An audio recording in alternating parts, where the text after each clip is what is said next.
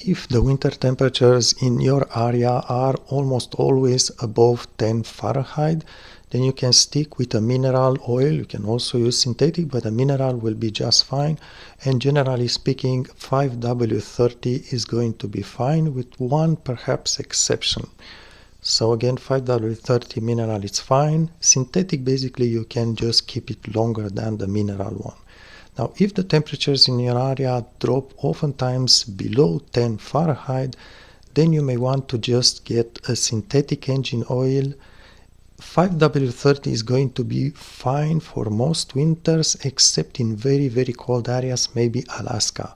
In Alaska, I would actually use 0W30 synthetic again. So below 10 Fahrenheit, I will use only synthetic, and 5W30 for regular winters, but for very cold areas I will go for 0W30 synthetic. Should be fine starting the engine even at minus 40 Fahrenheit, and it's also lubricating better in cold weather. Now, there are also areas where the winters are really, really mild. You get oftentimes temperatures above the freezing point, and you still need to blow some perhaps very wet snow, which the snowblowers are really not good for it, but still. So for those conditions, what happens is these engines are usually not cooled down in snow blowers. There is not even a fan blower spinning to get some airflow over the engine. So when we are looking at an engine that works for 5-10 minutes or more above the freezing point, you want to get an oil that it's actually more stable. That's why if the winters are very mild, temperatures oftentimes above 40 Fahrenheit, and you need to work with your snowblower at that moment, I would recommend a 10W30 oil instead of 5W30. Why? Because between 10 and 30, the difference of the grade is smaller compared to 5W30, which makes the 10W30 oil more stable. So it's easier to basically produce, because the difference between 10 is the grade when the engine is cold, 30 is the grade when the engine is hot.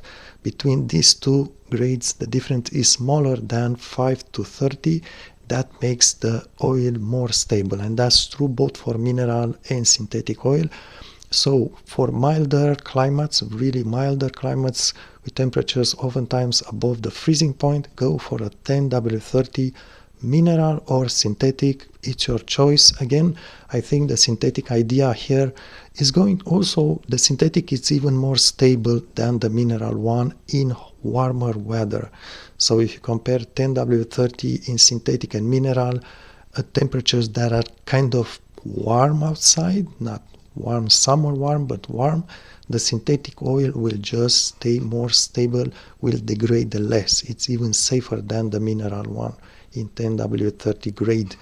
So it's up to you. If you think you are using your snowblower oftentimes in, who knows, maybe above 40 Fahrenheit or so, oftentimes maybe go for a synthetic 10W30.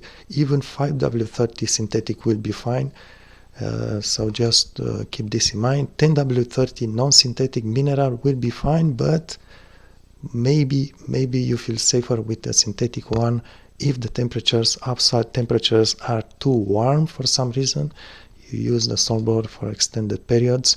Remember, these engines are still get very hot because of explosion combustion, but they are not cooled down. So that's when the oils which are not synthetic will degrade faster, and that will cause wear on the engine wall and piston rings. Also, about the oil change interval, I would say depends on the hours that you use your snowblower. Let's say a very extreme scenario, I guess, if you use your snowblower for maybe 5 to 10 hours, you have a large area to plow and there's a lot of snow constantly, or it's a very wet snow, very hard to plow. So you use a snowblower maybe for 10 hours, 15 hours a week. This is really an extreme. Then I would change a mineral oil every season, just once at the end of the season.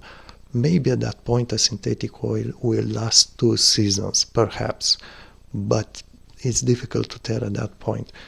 If you are using your snowblower maybe maybe let's say 5 to 10 hours every month, then I think a mineral oil should last 2 seasons without much problems, and synthetic would just basically double that number.